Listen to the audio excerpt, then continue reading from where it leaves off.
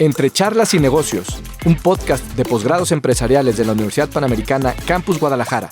Aprender sobre el mundo de los negocios ahora es más fácil. Bien, pues estamos en un capítulo más de Entre charlas y negocios, un podcast de posgrados empresariales, un espacio dedicado a entrevistar a profesores, alumnos y alumni de nuestros posgrados, de nuestros 5 programas de maestría, y en el que hoy tenemos la oportunidad de platicar con el MBA Domingo Lázaro, que es profesor de la maestría en Mercadotecnia y Comercialización Estratégica.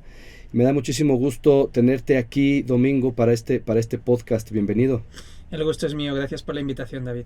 Oye, Domingo, pues rápidamente vamos a iniciar con nuestro primer bloque, como va y en seco, ¿no? ¿Cómo empieza tu vida profesional después de estudiar Administración Pública? Estudiaste Administración Pública en la Universidad Rey Juan Carlos, ¿cierto? Así es. ¿Antes de eso ya tenías algún trabajo formal o cómo inicia tu vida o tu vida profesional, digamos? La verdad es que tengo experiencia en consultoría previa, consultoría empresarial, consultoría de importación y exportación.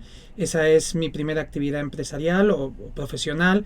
También compaginándolo, yo estudié esa maestría de Administración Pública, compaginándola con una asesoría en el Senado, en España. Y mis padres ambos tenían una maestría en Administración y Dirección de Negocios, en un MBA, en su caso por España, y siempre había albergado la inquietud de hacer una maestría en Dirección de Empresa, en dar el siguiente paso. Pero no lo quería hacer en España, no lo quería hacer en Europa, David, porque yo veía claramente las oportunidades de internacionalizar las empresas europeas que estaban ya mirando definitivamente hacia América Latina y hacia Asia. Entonces mi inquietud era estudiar pues en alguno de esos dos continentes, en el continente americano o en el continente asiático. Yo solicito la admisión en 3 escuelas de negocios, en China, en Corea del Sur y en México. Obviamente en México es en el IPADE.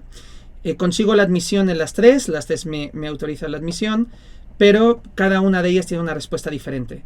En el caso de China, pues me manda un correo electrónico para decirme que pues aceptado. En el caso de Corea del Sur me marca por teléfono. Y en el caso de México mandan a una persona, a Fernanda García Sánchez, de admisiones de IPADE Monterrey, a convencerme de que acepte la propuesta de venir a estudiar al IPADE. 2 años, la maestría a tiempo completo, y la verdad es que eso es lo que hizo la diferencia, David. Yo venía de escuchar hacía unas semanas a un entrenador de fútbol, a Mourinho, explicando por qué se iba del Real Madrid. Y él le decían, oye, pues el Real Madrid es un equipo histórico, en fin, ¿no? Y él decía, sí, pero llega un momento en la vida en la que tienes que apostar por los que más apuestan por ti.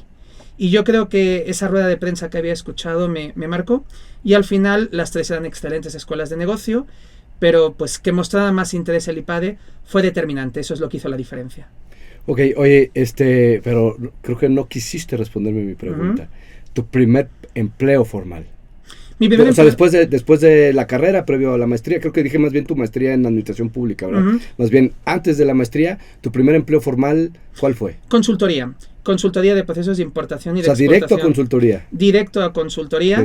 Ya desde antes de terminar mis estudios, ya algunos profesores me fueron canalizando hacia ahí, me fueron presentando a algunas personas, hubo como un pequeño casting, ¿no?, entre consultoras, y finalmente pues me llamó mucho la atención los procesos de importación y de exportación. Me obligó a tener que viajar un poquito, viajar a América Latina, viajar por Europa. Entonces en aquel momento, pues 23, 24 años, para mí se hacía muy, muy interesante y muy provocador, ¿no?, conocer el mundo. Y eso es lo que me llevó a aceptar esa propuesta. Estuve aproximadamente un par de años, pero inmediatamente pues tocó a la puerta del sector público, y ahí es cuando me pareció relevante estudiar la maestría en Administración Pública, que al final me sirvió para trabajar un tiempo en el Senado y no para mucho más, pero sí me permitió entender cómo funcionan las tripas del sector público, y luego con la maestría de tiempo completo del IPADE, pues terminé de entender la lógica pública y en cierto modo la lógica privada. Oye, y una pregunta que le hago a todos mis invitados, o bueno, todos nuestros invitados, y que ahorita con otra pregunta vamos a darle ahí un giro interesante. De ese primer trabajo en consultoría, ¿qué aprendiste que todavía el domingo de hoy no puede dejar pasar? Todavía el domingo de hoy lo sigue aplicando en su día a día. Procesos. Está excelente tener creatividad, ser una persona innovadora, ver más allá de la caja, eso es extraordinario y hoy en día es imprescindible. Pero tener una mente bien compactada, que entiende cómo se hacen los proyectos, dónde se empieza, qué sigue, dónde termina, las etapas, entender cómo conectar las distintas áreas, cómo circula un proyecto. Un poquito esa idea de metodología ágil, la verdad es que ha hecho en cierto modo la diferencia en mi vida profesional, porque me ha ayudado a entender que hay otras áreas que participan y que hay una corresponsabilidad y una interdependencia. Y que todo, como decías, ¿no? Toda esa creatividad, ese diseño, todo no serviría si no está dentro o si no se ejecuta dentro de un proceso o con un proceso, ¿no? Porque si no terminas aventando papelitos al aire y terminas por no elegir bien muchas veces, ¿no? Está muy interesante. Oye, bueno, y entonces ahora sí regresamos a esa parte de que te aceptan en el IPADE, ¿no? O bueno, más bien te convencen de entrar al IPADE, fueron por ti y vienes a México a estudiar exclusivamente. Sí, yo venía para 20 meses, David. ¿Y cómo crees? Acabo de cumplir 11 años en México, ¿no? Sí, yo venía a hacer mi maestría. Yo en aquel momento estaba trabajando en Enagas, es una gran corporación internacional dedicada al almacenamiento y al transporte de gas natural licuado, no gas LP, sino gas GNL, gas natural licuado. Y la verdad es que yo pensaba que al terminar mi maestría volvería con ellos. Es una compañía que tiene intereses aquí en América Latina, tiene inversiones en México, inversiones en Perú, inversiones en Estados Unidos. Entonces yo estaba convencido de que me volvería con ellos, ¿no? Sin embargo, al terminar la maestría se ven un capítulo de posibilidades extraordinarias aquí en México y yo descubro que México es un lugar no solamente sensacional para estudiar y para aprender, sino un lugar extraordinario para desempeñarse profesionalmente. Esa era mi siguiente pregunta. ¿Qué encontraste en México? Ya me la respondiste. Oportunidades, David. Yo entiendo que hay la tentación para mucha gente que está aquí en México de voltear a mirar a Europa, porque buscan en Europa cosas que a lo mejor pues aquí no terminan de encontrar. La cierta seguridad, la certidumbre, pues unas relaciones sociales diferentes. Pero la verdad es que en el ámbito empresarial, en el ámbito económico, México es un país que brinda unas oportunidades extraordinarias de hacer cosas nuevas, de dilatar, de profesionalizar distintos segmentos. Y además México es un país extraordinario en el sentido de que tiene recursos naturales, gente joven, una situación geográfica envidiable. Entonces, si bien es cierto que mucha gente puede buscar desde México la cierta seguridad y certidumbre que arroja Europa, para muchos europeos o extranjeros, México es un país donde todavía hay muchas cosas que se pueden crear, que se pueden desarrollar, y la verdad es que es un desafío extraordinario formar parte del crecimiento de este país. Qué padre respuesta. Es decir, Europa, si lo ves ahorita, te ofrece un buen presente, ¿no? O sea, como vemos Europa desde acá, tienen un muy buen presente y en Europa nos ven acá con un muy buen futuro, ¿no? ¿Sabes? Yo creo que forma parte de la insatisfacción humana. Entonces, las cosas que te faltan.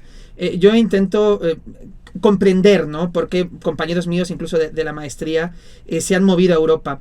Y cuando platico con ellos suele ser redundante los motivos. La seguridad, ciudades limpias, puedo cuidar a mis hijos, mejor educación pública, mejor sanidad pública. Bueno, yo puedo estar de acuerdo con ellos en esos aspectos, donde creo que no es que se hagan mejor las cosas en Europa, sino a lo mejor hay una tradición mayor en Europa. Pero claro, lo ves desde mi punto de vista y yo les contesto siempre lo mismo también, ¿no? Les digo, pero aquí es donde están las oportunidades económicas. En España, por ejemplo, tenemos sol y playa, David, pero no tenemos mucho más que sol y playa, honestamente. España es un país de servicios, no es un país de industria. Aquí en México las posibilidades industriales son extraordinarias de desarrollo. Es un país que tiene esquisto bituminoso, el famoso shale gas. Es un país que tiene salida de puerto, posibilidades de conectar con Estados Unidos, también hacia el centro y hacia el sur de América, unas posibilidades de exportación brutales. No es por casualidad que las grandes corporaciones estadounidenses se deslocalizan parcialmente a México. México es un país privilegiado en el ámbito empresarial y es muy difícil de entender para un extranjero por qué México no es la vanguardia económica del mundo, sino que todavía está un poquito rezagada porque tiene todo a favor. El viento siempre es a favor de México. Oye, y entonces, parece que te sabes el guión. ¿Qué te encontraste en México de tu vida profesional, de cómo funciona, digamos, que el corporativo, la industria o el trabajador en Europa? Y cuando empiezas a trabajar en México, ¿qué encuentras alguna diferencia, algo que te haya llamado la atención? ¿Qué es diferente?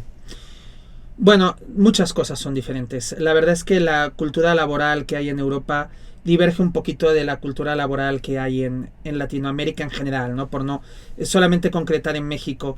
En los conceptos de productividad, de proactividad, de responsabilidad, de rendición de cuentas, está en los dos continentes, ¿no? En el viejo mundo en Europa y efectivamente el nuevo mundo en América. Sin embargo, la interpretación no necesariamente es la misma. Por ejemplo, yo recuerdo que a mí me impactó mucho la primera nómina que cobré, que en la primera nómina yo se contaba la puntualidad, llegar a tiempo, ¿no? Y tenía un bono de puntualidad. Entonces yo recuerdo que cuando me llegó el desglose de la nómina, yo fui a hablar con la persona de recursos humanos y le dije, esto está mal, ¿no? O sea, ¿cómo que me pagas un bono de puntualidad? La puntualidad pues va dentro del trabajo ordinario, o sea, entiendo que eso no es algo novedoso, ¿no? Y me explicaron, no, en México a veces es un reto, ¿no? Especialmente en Ciudad de México, donde pues los transportes terrestres pues a veces pueden ser largos y tediosos, pues planear, tener la voluntad de llegar a tiempo a las reuniones y al trabajo, pues era valorado adicionalmente, ¿no? Entonces es un ejemplo cotidiano que a mí me impactó mucho, me llamó la atención y pues la verdad es que yo entiendo que la puntualidad y el respeto al tiempo de los demás pues va incluido dentro del desempeño profesional. Oye, y que si no nos lo dan, nos quejamos, ¿no? Oye, ¿cómo que no me das mi bono por puntualidad? Total, bueno, todos los bonos. que quedó todos los ese bonos. Y todos los demás que sí es correcto. Que dar. Oye, y bueno, saltando un poquito ya al segundo bloque de preguntas, administración pública, leyes, etcétera, ¿cómo das tu salto al marketing digital? Eres profesor de mercadotecnia digital. ¿Cómo llegas a este mundo de marketing digital? Bueno, pues es un camino sorprendente porque pues aquello que dicen, ¿no? Haz planes y Dios se ríe, ¿no?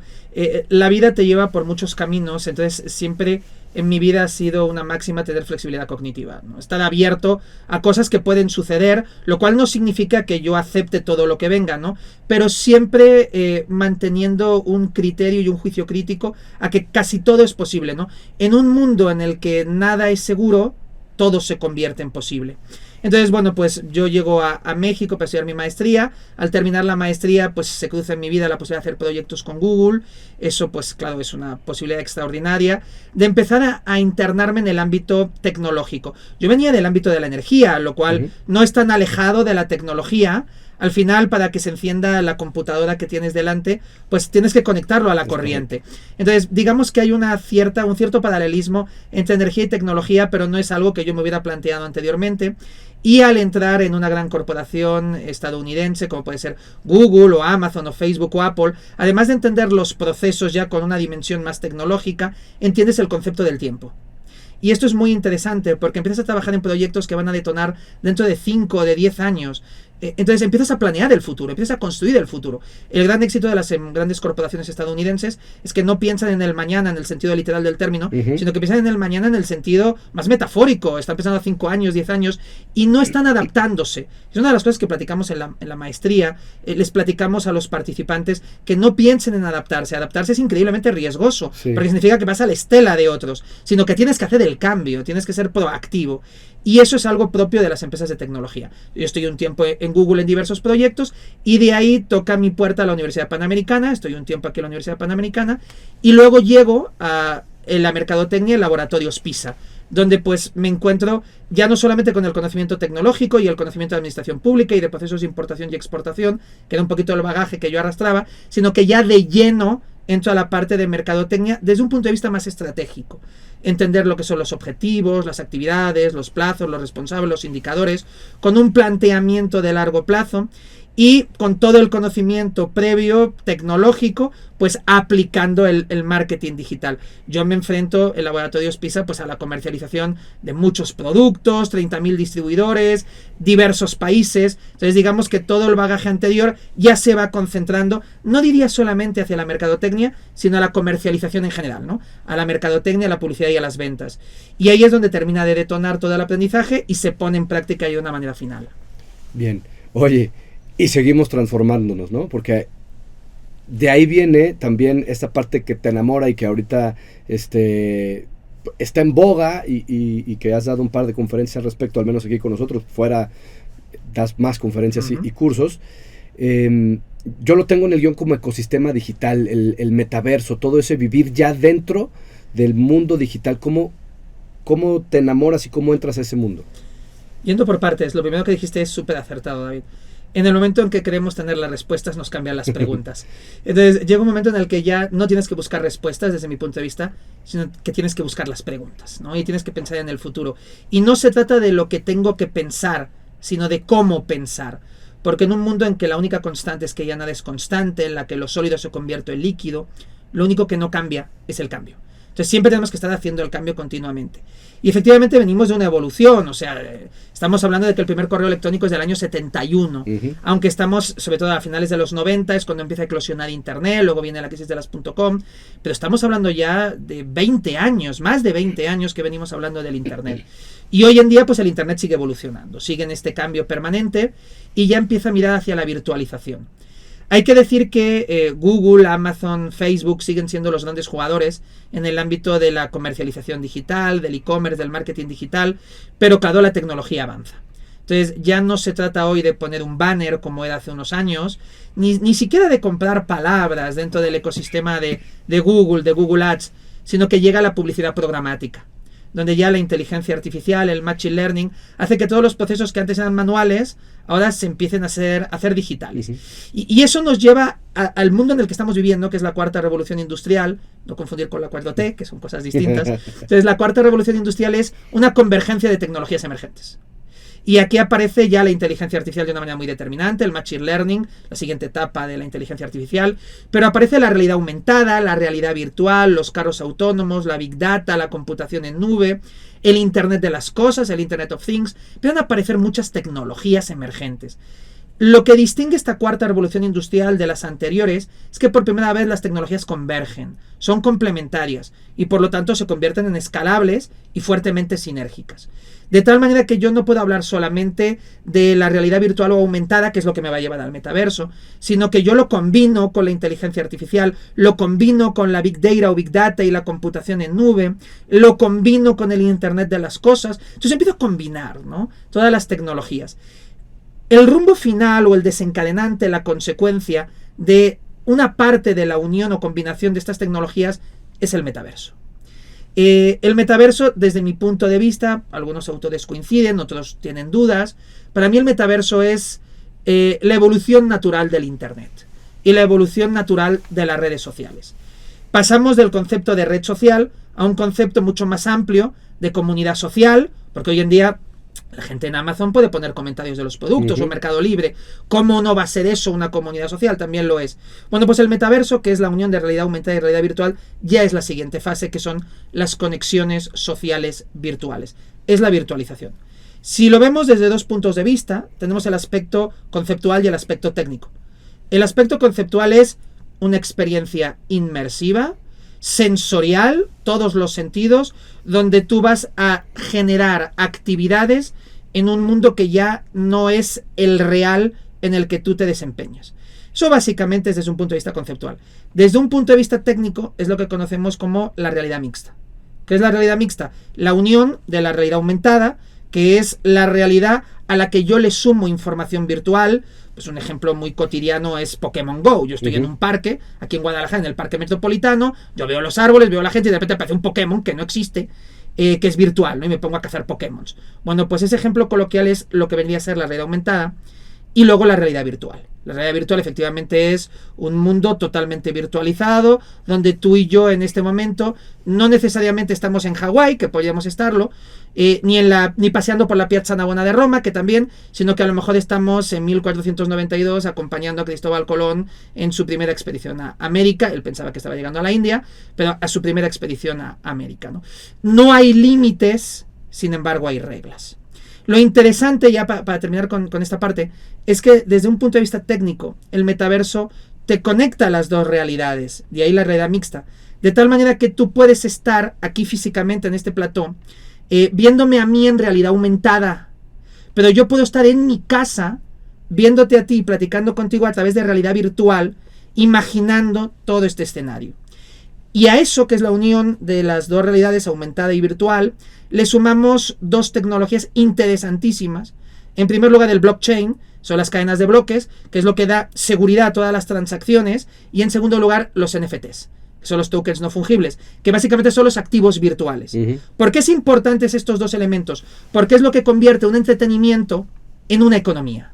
¿Por qué en una economía? Porque yo puedo comprar, tú llevas una corbata roja estupenda, yo puedo comprar en el metaverso esa corbata roja. ¿Cómo? A través de un blockchain que asegura la transacción, y eso es un NFT, que es un activo virtual. Si se comprará o no con criptomonedas, eso es un debate más extenso. Pero que empezamos a ver como los NFTs y como los blockchains ya son aceptados y asimilados por la sociedad, eso es un hecho.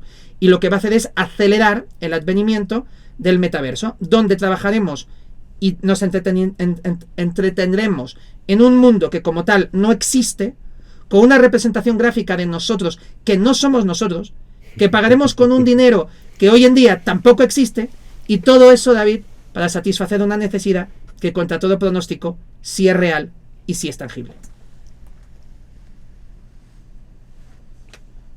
Se acabó, ¿no? Okay. Bueno, con eso cerramos el capítulo. Oye, no, muy interesante. Digo, ya te había escuchado platicar de todo esto más extenso en tus conferencias. Te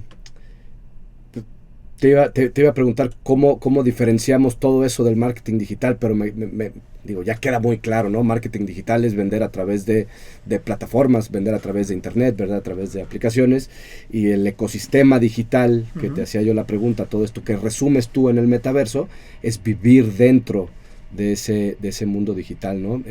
Si alguna vez explicaba yo a mis alumnos el NFT como esa parte en la que ya vamos a tener como los famosos juegos ahora Roblox y eso, que puedes tener Minecraft, una casa dentro de un ecosistema digital y comprarte un cuadro, un NFT, un cuadro de X, ahora que se pusieron de moda, que vendieron los Picassos en partes, comprar una parte de un Picasso y tenerlo dentro de tu casa en Roblox, ¿no? Y y cuando tus amigos te visiten, pues tendrás tu cuadro ahí adentro. No lo tienes en tu casa acá afuera, ¿no? Pero allá adentro tienes un Picasso, ¿no? Y no solamente el cuadro, o sea, vas a comprar muebles virtuales, ropa virtual, experiencias virtuales. Hoy en día en Roblox, los menores de 16 años en Estados Unidos ya están pasando 2 horas y media, más o menos, ¿no? Eso es lo que nos dicen las estadísticas. Claro, en un mundo en el que aunque hayan reglas, no hay límites, David, o sea, puedes ser quien quieras ser, puedes desarrollar la tarea que tú quieras desarrollar, puedes vivir la experiencia que tú quieras vivir. Eso es increíblemente tentador. Entonces, el debate hoy en día sobre los desafíos y riesgos de este mundo virtual no está tanto en el costo de unas gafas de realidad virtual, porque ni siquiera está claro que en el futuro necesitemos gafas, ¿no? Ni siquiera en los mareos y en la vista nublada, porque pues realmente eso con el 5G y el 6G, pues se supone que el 5G ya se está implantando en México, pues se va a resolver. El gran reto es qué incentivo tendrá la gente para volver al mundo real. Ese es el gran incentivo, cuando en el mundo virtual pues puedes tener cosas que en el mundo real es impensable. Probablemente en el mundo virtual también vamos a trabajar, no solamente a entretenernos. Parte de nuestro tiempo lo dedicaremos a trabajar para conseguir créditos y poder desempeñarnos. Pero ojo, esto no significa el fin del mundo físico. El mundo virtual convive con el mundo físico. De ahí la realidad aumentada, que es tan importante. Nos vamos a encontrar con que ambos mundos son perfectamente complementarios, y esa idea, que es más bien una superstición de que la virtualización nos va a llevar a una vida sedentaria, donde pues vamos a estar todo el día sentados, pues bueno, eso no se sustenta en nada científico, ¿no? Si nos vamos a las reglas de la virtualización de Steve Bolgar, creo que la cuarta, dice Steve Bolgar, que es que lo virtual se convierte en más real. ¿Eso qué significa? Significa que vas a tener más desarrollo físico y más desarrollo intelectual, vas a tener más esfuerzo en ambos aspectos en el mundo virtual que en el mundo físico. ¿Quieres aprender a esquiar? Bueno, pues tendrás unos esquís reales, ¿no? Tienes que hacer una tarea, tendrás que pensar y pensar más rápido. Entonces, es una superstición creer que parte del ámbito físico no nos lo llevamos al virtual, y que en el virtual no se va a convivir con el físico. Claro.